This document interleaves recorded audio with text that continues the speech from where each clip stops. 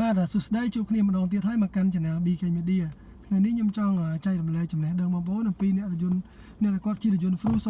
0409 ឬក៏ជារថយន្ត Camry Hybrid នៅពេលដែលរថយន្តឆេះហ្នឹងវាធ្វើការរំញោចបាទអ្នកខ្លះក៏សួរថាអីបានជាឡានហ្នឹងវាញ័រទៅមុខទៅក្រោយអញ្ចឹងបាទអញ្ចឹង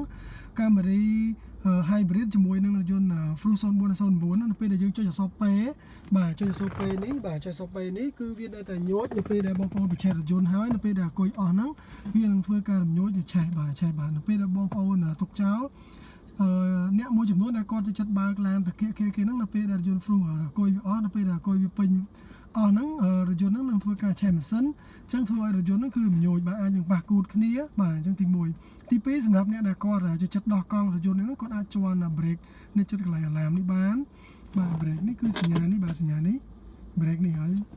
ឬក៏បងប្អូនធ្វើការចុះទួលឡើងទួលនៅពេលដែលអស់ហ្នឹងបងប្អូនអាចធ្វើការចុច brake នេះបានដូចគ្នាហើយនៅពេលដែលបងប្អូនបើកបន្តទៀតហ្នឹងបងប្អូនដោះ brake នេះចេញវិញមកបានអញ្ចឹង brake នេះគឺនៅទីតាំងកន្លែងនេះបាទនៅក្រោមជើងខាងស្ដាំរបស់យើងសំទោសនៅក្រោមជើងខាងឆ្វេងរបស់យើងបាទបងប្អូនជាន់នេះមកបាទនេះយើងជាន់នេះបើយើងដោះយើងដាក់ឲ្យទៅពេលយើងបលែងវិញគឺយើងចុចមកគឺដាច់បាត់ហើយបាទអញ្ចឹងវាអត់ដូចជាមួយរថយន្ត Corolla សេរីទៀតឬក៏រថយន្ត Balance សេរីទៀតដែលនៅកន្លែងនេះទៅដែលមានប្រាំងដៃយើងមួយទៀតទាញទេបាទអញ្ចឹងកន្លែងនេះគឺមានតែប៉ុណ្្នឹងទេហើយសម្រាប់អ្នកដែលគាត់ចង់បានសុវត្ថិភាពនៅពេលដែលដោះកង់ឡើងទួលចុះទួលឬក៏នៅពេលដែលគាត់ឈប់គៀកឡានផ្សេងៗហ្នឹងនៅពេលដែលគាត់ដាក់សពពេហ្នឹងគឺឡាននៅតែមានរំញោចនៅពេលដែលឡានឆេះហ្នឹងបាទអញ្ចឹងនៅពេលដែលបងប្អូនចង់ឲ្យមានសុវត្ថិភាពនេះគឺបងប្អូនគាត់ថាជន់អញ្ចឹងមក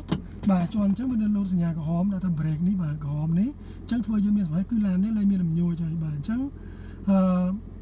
បន្តមកទៀតសូមបងប្អូនធ្វើការដោះ brake នេះចេញដល់ពេលដែលបងប្អូនបើកទៅមុខទៀតបើសិនយើងអត់ដោះទេធ្វើឲ្យប្រាំងយើងនឹងឆេះហើយបាទអញ្ចឹង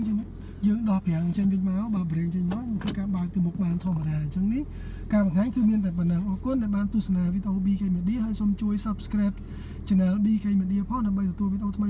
បន្តទៀតនិងសូមជួយ Share ចំណេះដឹងនេះបន្តសម្រាប់អ្នកដែលគាត់